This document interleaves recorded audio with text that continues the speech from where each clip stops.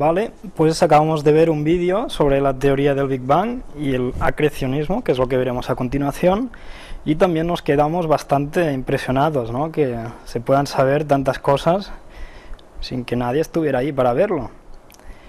Pero esto es básicamente teoría pura, nadie ha estado ahí, son especulaciones y son teorías que han creado los científicos.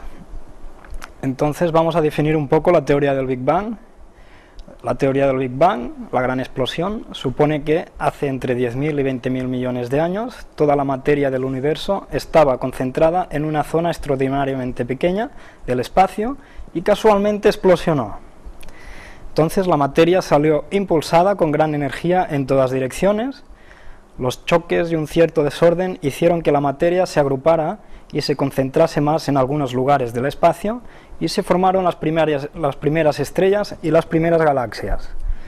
Desde entonces el universo continúa en constante movimiento y evolución. Bueno, esto sería una definición que más o menos podemos entender todos. Seguramente todo esto es mucho más complejo y aquí no vamos a entrar en detalles. Seguramente para explicar bien esta teoría tendríamos que estar muchas horas y con mucha física cuántica, creo que es lo que lo define mejor todo esto, pero no nos hace falta entrar en tantos detalles, queremos tener una idea general.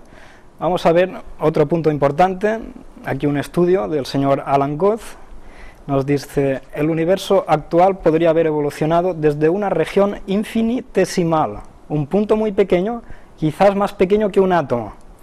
Se podría especular que el universo entero evolucionó desde literalmente nada.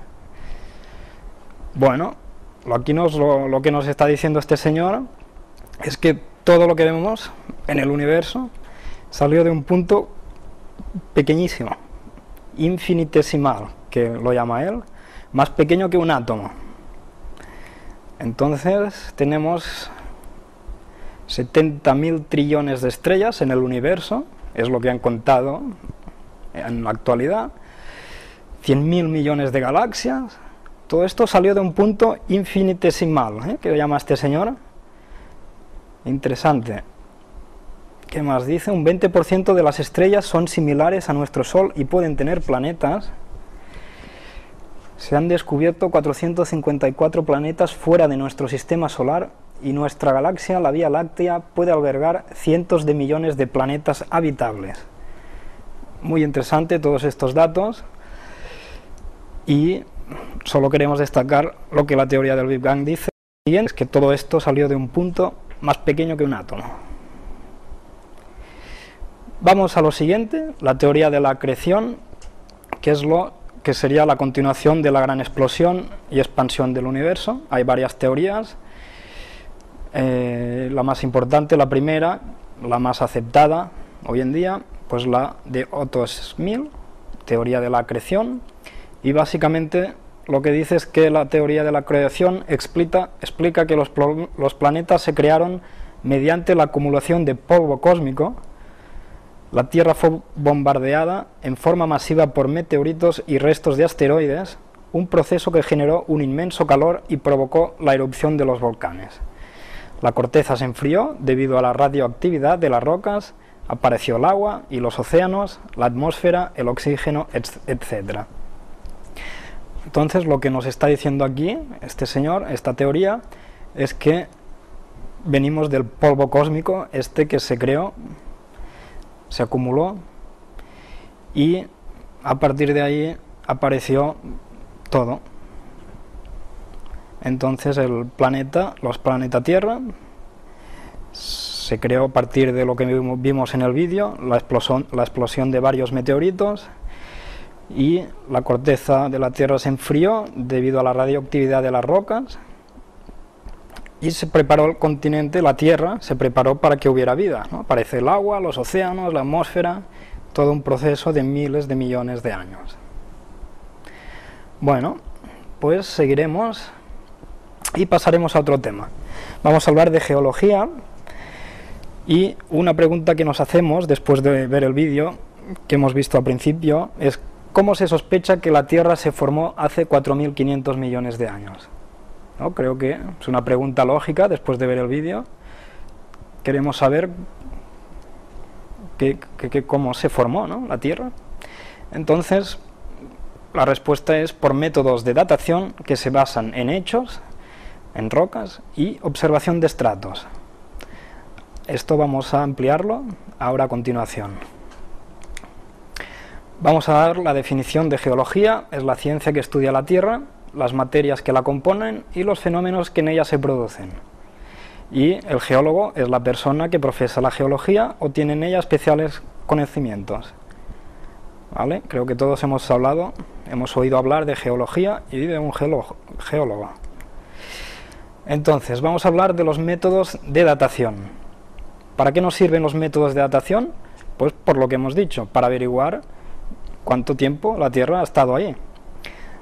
Y tenemos dos tipos de métodos: los relativos, que no nos dan una fecha concreta, y los absolutos, que sí que podemos calcular exactamente una fecha. ¿Vale? Vamos a empezar con los relativos y vamos a hablar de estratigrafía.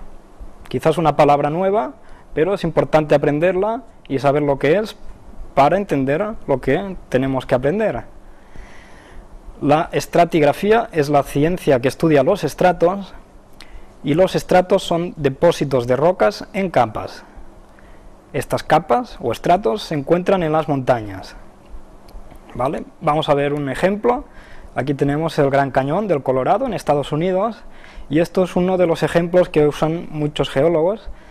Está en muchos libros porque, como veis, esta formación rocosa, esta montaña, está dividida en muchas capas distintas. No sé si lo veis en esta foto, pero sí que lo veremos aquí. ¿Vale? Aquí lo explica: los estratos del Cañón del Colorado. Y todas estas divisiones horizontales que se ven en la montaña, pues están nombradas y son lo que serían las capas, los estratos. ¿Vale? Seguimos. Vamos a conocer un poco más de la estratigrafía. Esta ciencia está dividida, está basada tiene cuatro bases principales: el actualismo, la horizontalidad, el principio de superposición de estratos y el principio de sucesión faunística o correlación. Entonces vamos a hablar de estos cuatro y vamos a definir qué es cada cosa para entender lo que necesitamos entender. Vamos por la primera: el actualismo o uniformismo, que es lo que hemos hablado antes. Ya hemos dicho que la formación, según el actualismo, de las montañas, de la Tierra y todo esto, es que no ha ocurrido ninguna catástrofe importante, y esto es lo que se observa en la foto de la izquierda. Vemos que todo está dividido en diferentes capas, y estas capas representarían que se han ido acumulando durante miles y miles de millones de años, y uno por encima de otro. ¿Vale? O sea, lo que fue la superficie de la Tierra una vez se ha ido acumulando sobre otra, durante miles de millones de años, sin que no haya pasado nada. Han quedado ahí. El principio de superposición de estratos sería básicamente esto que he dicho, que los estratos más antiguos reposan bajo los más recientes. O sea, los primeros millones y millones de años han quedado abajo y los más recientes quedan arriba. Todo se va acumulando uno por encima de otro. Después tenemos el principio de la horizontalidad, que nos dice que estas capas han quedado acumuladas de manera horizontal. ¿Vale? Si vemos las líneas rojas, vemos que son horizontales, y si vemos los estratos, las capas de esta montaña, que está en la figura que vemos, también son horizontales. Entonces, estos serían los principios sobre las bases de la estratigrafía. El último, la sucesión faunística o correlación. Esto es lo que veremos a continuación más adelante.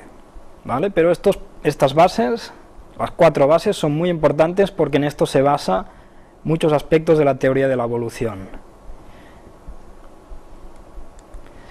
¿Vale? Aquí vemos el Gran Cañón, que hemos mostrado antes, y las líneas blancas indicarían lo que son las capas, la estratigrafía. ¿Lo veis? Sin líneas, se puede distinguir las capas horizontales que han quedado ahí acumuladas durante miles de millones de años, según la teoría de la evolución. Pero a veces tenemos algunas cosas que no encajan, que no cuadran, y es lo que se llama la estratigrafía catastrófica, que algún tipo de catástrofe ha tenido que ocurrir, porque si no nos explica cómo algunas montañas tienen las capas en formas como indica aquí en la foto. La línea roja, ¿lo ves? Una capa indicaría la capa de abajo que está deformada, está ondulada. Entonces esto ya no es horizontal. Algo ha tenido que pasar, ¿no? Aquí, porque si hemos dicho que se basaba en un principio de horizontalidad y algunas montañas este principio no se ve, ¿qué ocurre? Entonces algo ha pasado, ¿vale? Entonces sí que tenemos que aceptar que alguna cosa, ya sea una erosión, movimiento de placas tectónicas, alguna cosa, lo que sea, ha tenido que provocar esto. Vamos a seguir con los métodos de datación. Esto ya es otro apartado, con los métodos de datación absolutos, los que nos indican una fecha concreta. Tenemos los métodos de datación radiométrica, y depende del tipo de roca existen distintos métodos de datación. Tenemos el método del uranio-plomo, el método del rubidio-estroncio, método del potasio-argón y la datación mediante el carbono-14. Bueno, quizás hay más, pero estos 4 son bastante conocidos, y cuando hablamos de estos métodos nos podemos imaginar pues que los científicos han creado una máquina que pones ahí una roca y después de un rato la máquina te dice que esta roca tiene una edad, ya sean millones de años, cientos de años. Esto es lo que nos solemos imaginar cuando pensamos en estos métodos, ¿vale? Entonces vamos a ver un poco en qué consiste el método primero del uranio-plomo a través de un vídeo, y así vemos con más detalle en qué consiste este método. Al igual que todos los científicos del siglo XIX, Kelvin desconocía la causa que desde el interior de la Tierra primitiva había impedido que el planeta se enfriase según sus cálculos: la radiactividad. En la Tierra primitiva abundaban las partículas radiactivas de uranio, torio y potasio. El calor producido por la descomposición de estas partículas mantuvo a la Tierra a una temperatura elevadísima durante mucho tiempo. Pero aunque estas partículas erraron los cálculos de Kelvin, con el tiempo servirían para descubrir la verdadera edad de la Tierra. En el siglo XX, algunas de las escasas partículas que quedaban de uranio radiactivo se recogieron para crear las primeras armas atómicas. Pero los científicos descubrieron antes otra aplicación: utilizar las partículas radiactivas para datar el planeta con precisión. En 1911, Arthur Holmes, un estudiante de geología de 21 años de gran talento, utilizó la radiación para revolucionar nuestros conocimientos sobre la historia de la Tierra. A partir de entonces, los geólogos ya no contarían en millones de años, sino en miles de millones. La datación radiométrica se basaba en un principio sencillo: los restos de uranio, un elemento radiactivo, descubiertos en rocas de todo el planeta, se desintegran formando otro elemento, el plomo.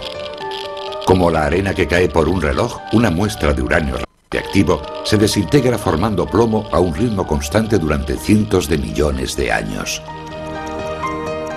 Midiendo la proporción de uranio transformado en plomo en los cristales incrustados en rocas antiguas, Holmes podía calcular sus edades con precisión. Recoger datos de muestras de todo el planeta ocuparía la vida de un hombre. Pero conforme Holmes envejecía, también lo hacía la Tierra. La primera estimación sobre su edad fue de 1.000 millones de años, la siguiente de 3.000 y la última de 4.500 millones de años. Hoy, la cifra de 4.500 millones de años sigue vigente. Los expertos se refieren a esta increíble escala temporal como tiempo profundo.